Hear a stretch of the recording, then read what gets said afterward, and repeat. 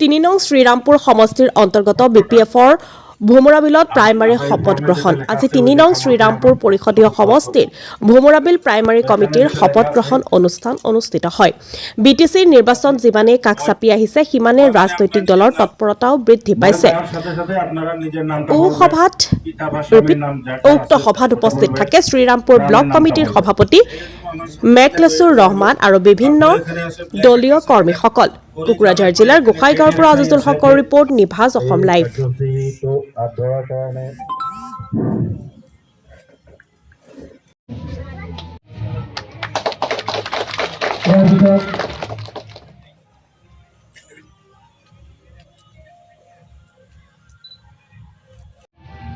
সংবৰ্ধনা জনাবলৈ অনুৰোধ জনাইছোঁ।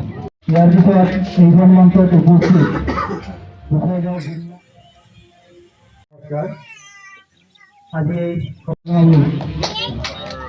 ভোমৰাবিল প্ৰাইমাৰী পেৰেণ্ট ইউথ BSU আৰু ওমেন কমিটিৰ শপত গ্ৰহণ অনুষ্ঠান অনুষ্ঠিত হৈ যায়।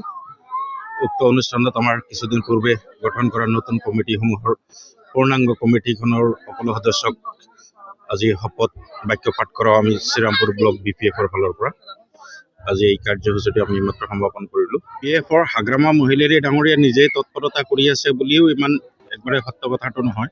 তৎপৰতাটো আচলতে ৰাইজৰ ফালৰ পৰাহে আহি আছে।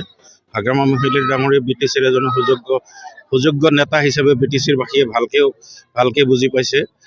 বিগত 17টা বছৰে BPFে যিটো নেতৃত্ব দিছিল আৰু সেই নেতৃত্বৰ তুলনাত যোৱা 5টা বছৰ EPPLৰ যিটো শাসনভাৰ প্ৰমোদ বড়ো ডাঙৰীয়াৰ নেতৃত্বত চলি আছিলে, সেই শাসনভাৰক 5 বছৰৰ শাসনভাৰকে তুলনা কৰিয়ে ৰাইজে ভালকৈ বুজিব পাৰিছে BTCৰ উন্নয়নৰ কাৰণে, BTCৰ সৰ্বাংগীন উন্নয়ন আৰু প্ৰস্পাৰিটিৰ কাৰণে BTCৰ সুযোগ্য নেতা হাগ্ৰামা মহিলাৰী ডাঙৰীয়াই হয় আৰু তেখেতৰ হাততে আগন্তুক BTCৰ শাসনভাৰ গতাই দিয়াৰ কাৰণে ৰাইজে অলৰেডি সিদ্ধান্ত গ্ৰহণ কৰিছে বুলি আমাৰ অনুমান হৈ আছে।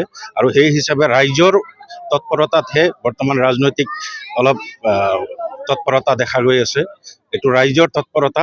ৰাইজে যোৱাটো নিৰ্বাচনতো হাগ্ৰামা মহিলাৰী ডাঙৰীয়াকে সমৰ্থন দিছিলে, সৰ্বাধিক আসন দিছিলে, কিন্তু ৰাজনৈতিক চক্ৰান্তত তেখেতক শাসনভাৰৰ পৰা ওপৰাই পেলোৱা হৈছিলে যদিও ৰাইজে সেই ৰাজনৈতিক যি চক্ৰান্ত, সেই চক্ৰান্তৰ বিৰুদ্ধে মাৰ বান্ধি আগন্তুক নিৰ্বাচনত থিয় দিব বুলি আমাৰ দৃঢ় বিশ্বাস।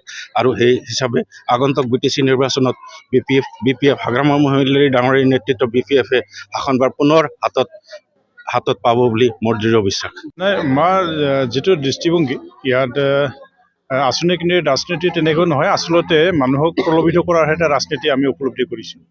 কাৰণ তেখেতসকলে যোৱা 2020 চনৰ নিৰ্বাচনত ৰাইজক যেনেকৈ প্ৰতিশ্ৰুতি দিছিল, অক্ষৰে অক্ষৰে তেখেতসকলে মানে বিফল যে হৈছে সেইখিনি আমি ক'ব পাৰোঁ। মানে সফল যে হৈছে এটা দিশো আমি দেখিব পৰা নাই।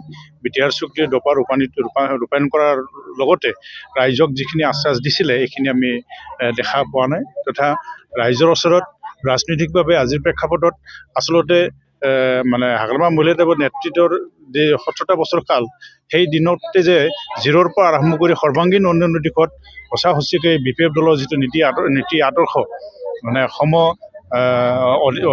অধিকাৰ তথা মানে উন্নয়নৰ যিটো আমি দৃষ্টি ৰাখি BPF দলে ৰাজনীতি কৰি আহিছোঁ, সেইটো আজি ৰাইজে বুজি পাইছে, ৰাইজে উপলব্ধি কৰিছে। আৰু সঁচাকৈ আজি আমাৰ শ্ৰীৰামপুৰ ব্লক অন্তৰ্গত ভোমৰাবিল প্ৰাইমাৰী যিটো নৱগঠিত কমিটিৰ শপত গ্ৰহণ, ইয়াত আহি মানে মই আনন্দিত। ইয়াত ৰাইজৰ সঁহাৰিৰ লগতে আমাৰ কাৰ্যকৰ্তাসকলৰ তথা কৰ্মীসকলৰ যি উৎসাহ উদ্যমনি, ৰাইজৰ পৰা তেখেতসকলে যিখিনি মত আমাক ব্যক্ত কৰিছে, ৰাইজে যেনেকৈ তেখেতসকলৰ ওচৰত আহি ব্যক্ত কৰে, সেই কথাখিনি আমাৰ আজি মিটিঙৰ জৰিয়তে যিটো দেখুৱাইছে, নিশ্চয়কৈ মই আনন্দিত। আগন্তুক দিনক ৰাজনৈতিক প্ৰেক্ষাপটত মানে ৰাইজৰ যিটো সঁহাৰি, সেই সঁহাৰিটো আমি সম্পদ হিচাপত লৈ মানে অনাগত যি পৰিষদীয় নিৰ্বাচন, এই পৰিষদীয় নিৰ্বাচনত প্ৰথমবাৰৰ কাৰণে হয়তো আমি শ্ৰীৰামপুৰ সমষ্টি BPF দলৰ আওতাত আনিবৰ কাৰণে সক্ষম হয়, এইটো মোৰ বিশ্বাস। জেগাতে আমি দেখি আছোঁ যেনেকৈ আমাৰ শ্ৰীৰামপুৰ ব্লক অন্তৰ্গত 17টা যে প্ৰাইমাৰী আছে, ঠিক তেনেকৈ বেলেগ আমাৰ গোসাইগাঁও জিলাও অন্তৰ্গত ব্লকবিলাকতো প্ৰাইমাৰীবিলাকৰ শপত গ্ৰহণ অনুষ্ঠানটো হৈ আছে। আমি ঠিক তেনেকৈ শ্ৰীৰামপুৰটো দেখিছোঁ। এই শপত গ্ৰহণ অনুষ্ঠানতে ৰাইজৰ যিটো সঁহাৰি, সেইটো বৰ ভাল। আৰু অকল এই শপত গ্ৰহণ অনুষ্ঠানটো নহয়, তাৰপিছত আমি যৌক্তিকভাৱে মিটিংবিলাক আয়োজন কৰিবলৈ গৈ আছোঁ আৰু আমাৰ কেন্দ্ৰীয় মজিয়াত ইতিমধ্যে আলোচনা হৈছে। আমাৰ দলপতি তেখেত সন্মানীয় হাগ্ৰামা মহিলাদেৱেও আমাৰ ৰাইজক সংস্পৰ্শত আনিবৰ কাৰণে তথা দলৰ নীতি আদৰ্শৰ প্ৰতি দৃষ্টিপাত কৰাবৰ কাৰণে তেখেতো আৰু অনাগত দিনত আমাৰ পৰিষদৰ নিৰ্বাচনৰ আগে আগে প্ৰাইমাৰীবিলাকতো সোমোৱাৰ এতিয়া ধাৰ্য কৰি থৈছে।